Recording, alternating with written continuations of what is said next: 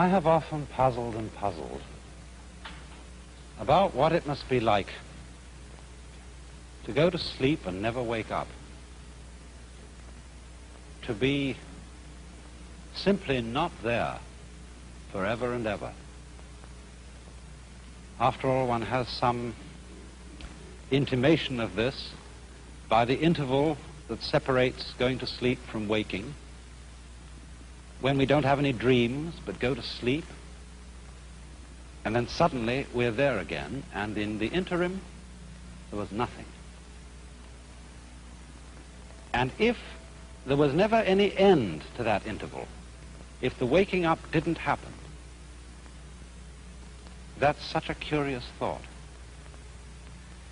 And yet, you know, I believe that although that's rather gloomy kind of consideration, I've found that's one of the most creative thoughts I ever thought in my life. And I keep going back to it. You know, it's in line with a lot of the very fundamental questions that children ask. When they say, "Mummy, who would I have been if you had married someone else?" These are the kind of questions that make us puzzle profoundly about our existence. And one of the reasons why I think thinking about not being, about total non-existence, is so creative, is that in comparison with that thought, the fact that we are seems kind of queer, incredibly odd. But you know, in the Western world, I suppose we have two dominant ideas about what happens to us when we die.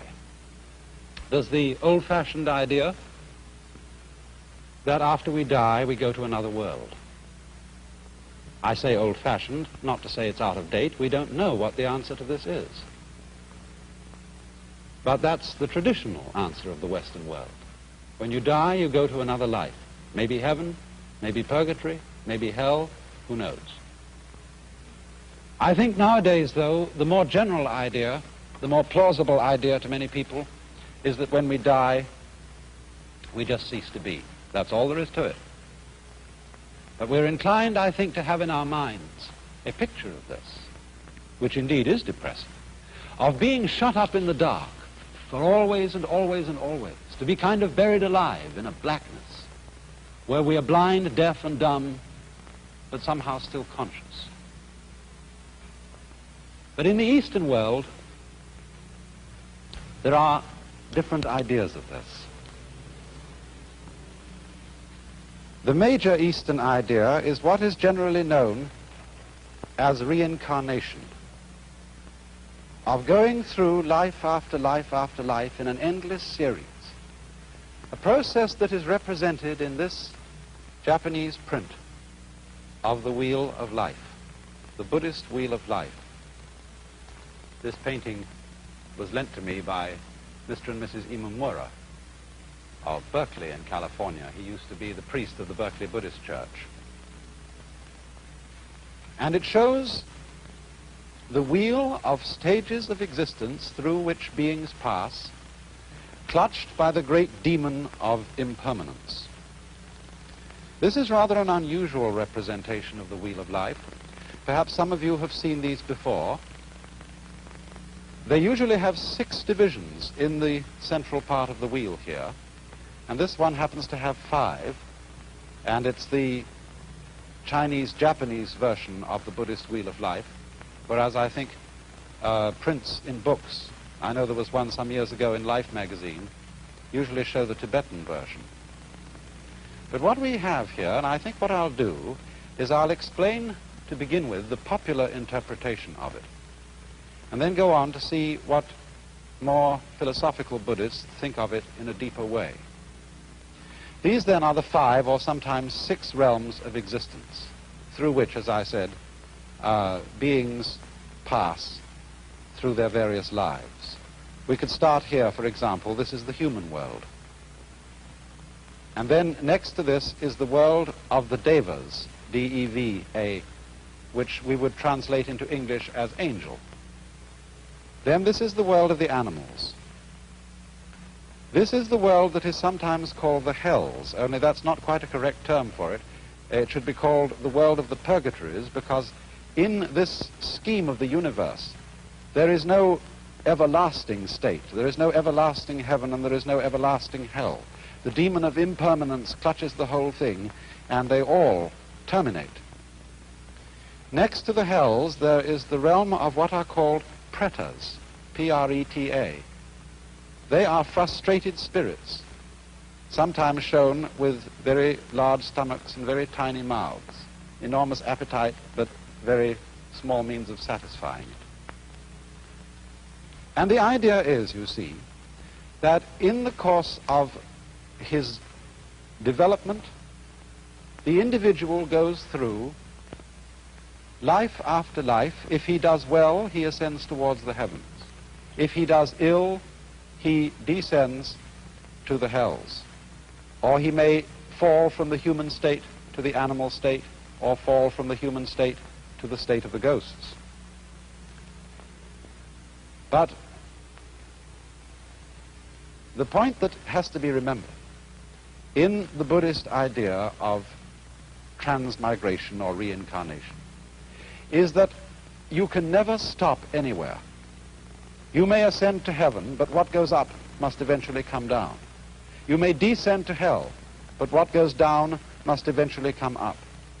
And so one goes on and on, moving through these various worlds until, in Buddhist ideas, you become sufficiently awakened to become a Buddha, one who is released from the wheel, and who does not fall anymore into the sequence of rebirths, but enters the eternal state of nirvana. Now, if you will look closer again, you will see that there are a number of figures round the outside of the wheel. And these represent what is called the 12-fold chain of dependent origination. That is to say, they are a series of links which form what might be called the sequence of life. They are, as it were, a schematic diagram of the force or the process that keeps this wheel rotating.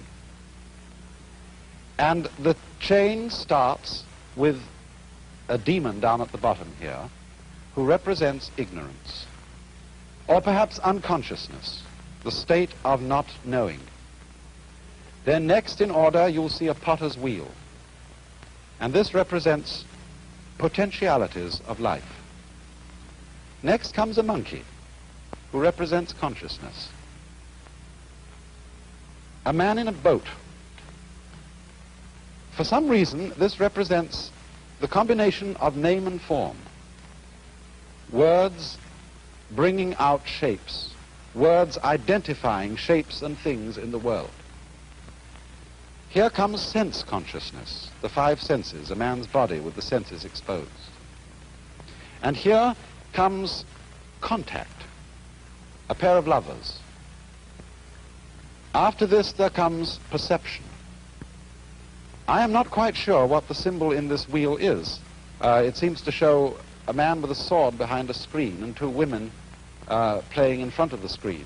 The usual symbol you find here for perception is a man with an arrow in his eye, showing the pain involved in the perception of the world. The next in the link is desire. It shows a woman with twins. The next one here is called grasping, and that shows a man with a basket into which he is trying to get the fruits of life. And then as we come over round the wheel, we get a figure which means growth. I think this is one of the gods of prosperity, but it means growth, the fullness of life. Here is birth, a woman in parturition. Here is old age. And then, although the final stage of the links of dependent origination, as they are usually drawn, shows this one as the last and calls it old age and death, in this particular wheel they've been spread out So that you get old age, grief. No, excuse me, this is sickness. Old age, sickness, death,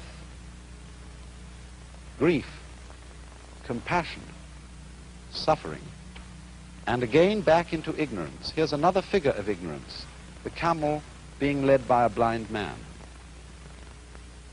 Now, what I want you to notice particularly about this is that the chain represents what is called in Sanskrit the process of karma. I'm going to write that word because it's very fundamental to an understanding of this whole problem. Karma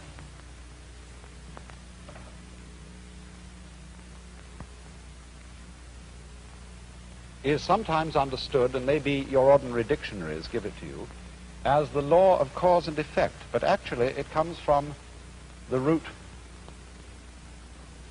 kri, which in Sanskrit means to act or to do. And the basic idea of karma is that it is action which always involves the necessity for other action. As the Buddha once expressed it, this arises, that becomes. Now, this isn't quite the same thing as cause and effect. It is rather the idea of linkage. For example, when I pick up this brush, I lift it by one end, and the other end comes up. Now, we could say this is cause and effect, although this would be a rather cumbersome way of thinking about it. I could say, for example, that the coming up of the brush at this end is the effect of the cause, my lifting it at this end. But we don't ordinarily think so complicatedly about it. We think in a simpler fashion, namely, that to pick up this end is also to lift up that end because it's all one. So in the same way, Buddhists and Hindus who follow the idea of karma believe that life and death involve each other in the same way that the two ends of the brush, lifting up one involves lifting up the other. So in this way, living involves dying. We wouldn't say that the cause of death is birth, but birth and death go together and they are inseparable. And so if we will look again for a moment at the wheel, we can see that there are these important phases of it altogether. Here it ends with the sequence of pictures representing death and suffering and its attendant grief, ending in the blind man leading the camel and the demon, which together represent ignorance or unconsciousness. But once again here we have the potentiality of life, and then the monkey representing consciousness. All these things are looked upon as linked and therefore inseparable. And thus, you see, we don't look upon ignorance as the first step or the first link in the chain from a chronological point of view. We only start numbering the steps of the chain here because one has to begin somewhere when one's talking. And so the basic idea of this link is interrelatedness, interlockedness, so that death and life, as I said, imply each other. So that you might, speaking from the standpoint of Indian philosophy, of Hinduism, of Buddhism, you might pick an argument with Hamlet and say, to be or not to be is not the question. These are not alternatives. They are things that go together just like up and down, back and front, solid and space. Now there's another aspect to karma which needs to be considered here, and that is that karma also involves the idea of the continuity of pattern. You know, strictly speaking, Buddhists don't believe that there is any soul entity which passes from one life to another. There is no sort of fixed I or fixed ego which once was an animal and then became a man and then became an angel and then eventually became a Buddha or something like that. The idea of karma as the linking factor between the various lives is what we might call continuity of pattern. For example, consider an army regiment. A certain regiment goes on year after year after year. Old European regiments, for example, have existed for hundreds of years. And yet the personnel of those regiments and even the barracks in which they are stationed are entirely changed. In the same way, a university. Harvard University has existed for a long time. Oxford for a lot longer. And yet there is not a single member of the faculty, not a single student who was there when it first began. And yet, you see, the university goes on. Because what goes on is a pattern, a form of life. In the same way, the individual body of man, every 7 years, I think, all the molecules composing our physical structure are entirely changed. And yet, something identifiable as the pattern which we associate with Mr. or Mrs. So-and-so is still there. Another fascinating illustration of continuity of pattern in this sense is wave motion. It's perhaps easiest to illustrate with something like a barber's pole. When you twirl it. Now, as you twirl it, there's an illusion of something moving upwards from the bottom to the top of the pole. It seems that the strips go along. Now, actually, they don't go along. They just go round. And in the same way, also, when waves move across water, there's no water moving across. There is the wave pattern moving across. The water is just going up and down, as you can tell when you see, say, a dead leaf floating on the water's surface, and it isn't moved along by the waves. So this idea of continuity of pattern is the solution which Indian philosophy offers on the matter of the problem of death. The individual, as it were, entity is constantly changing. He does not go on, but the pattern or the karma, the pattern of action, goes on. And it's all embraced by that figure you saw of the great demon of impermanence. Could we look at that demon once again? I want to say something more about him. From our Western ideas, this fellow looks pretty evil. And we might associate him with the devil in the Hebrew or Christian sense of a principle of evil. In Buddhism, demons are not evil. They are really beneficent. They have a frightening aspect, but underneath this, there is a deeper meaning. This demon represents change or impermanence. But the deep insight underlying this is that change is a liberating factor. Death is a liberating factor.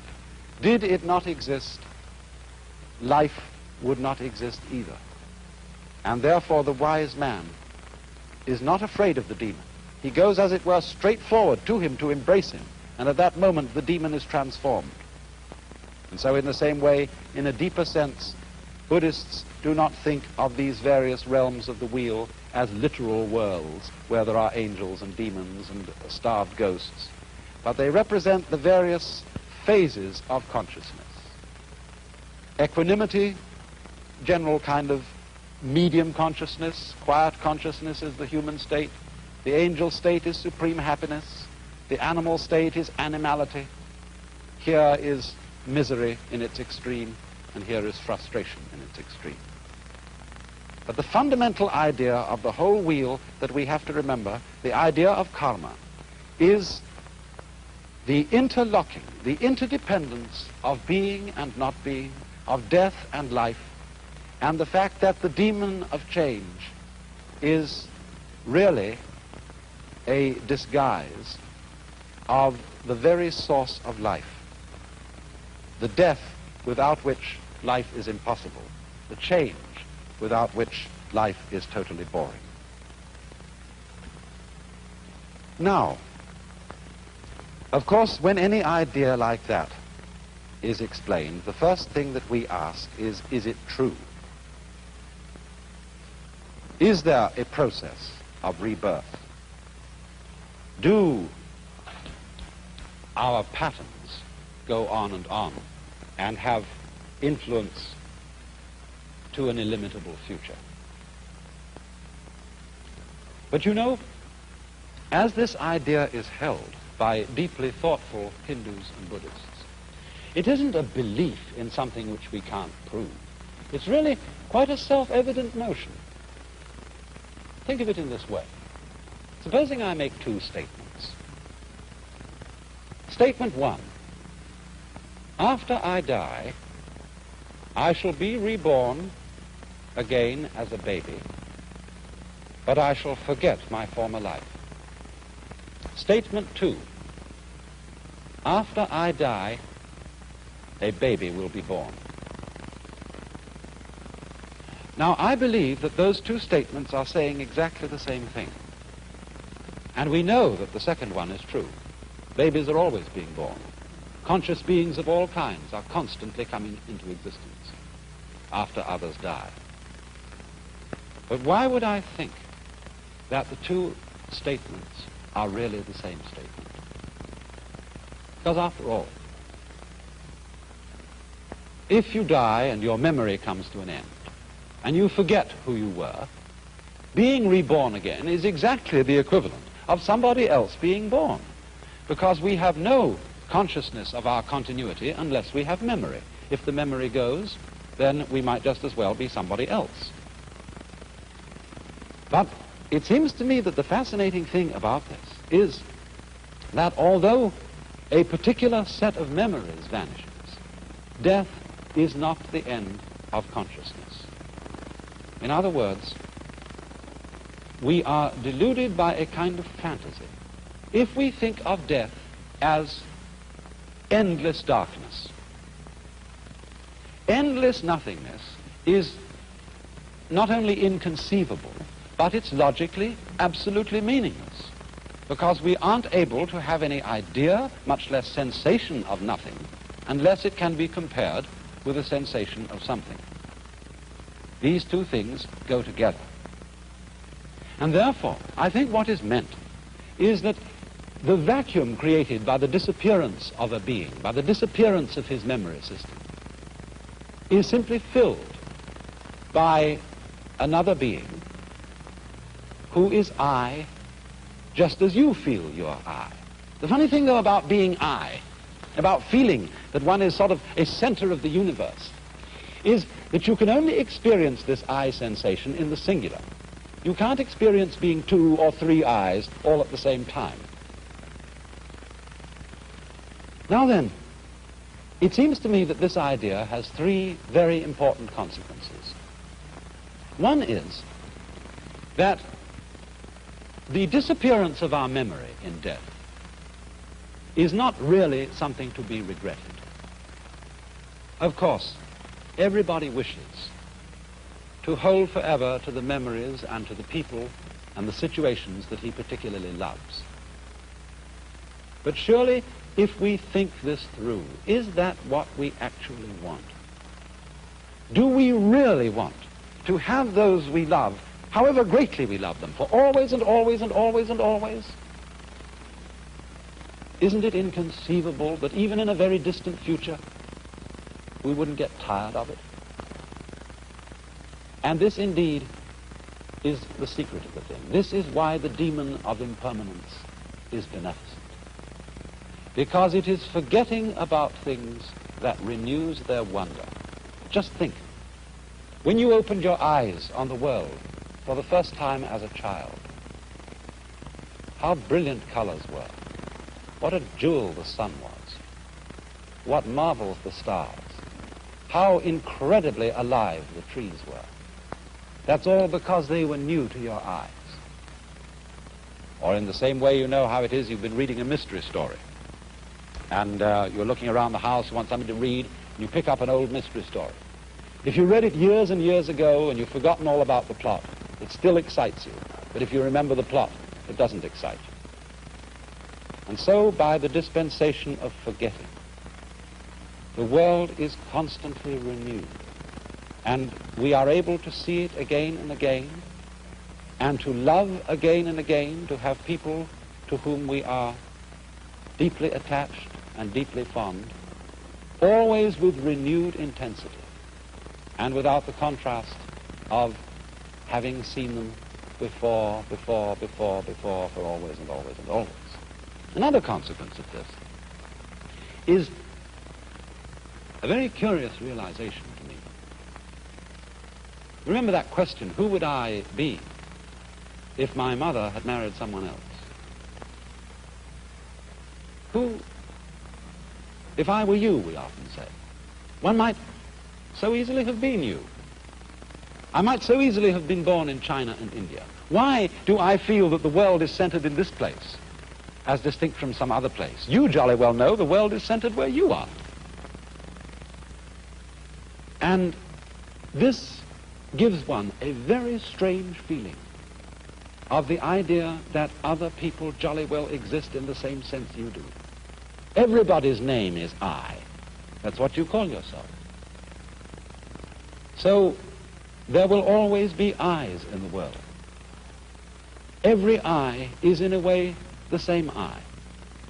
We all might be anyone else. And there is no escape. It goes on and on and on and on. So long as there is consciousness anywhere, there is I. You then, in a way, look out through all eyes. And that, perhaps, is the secret of the great virtue of compassion.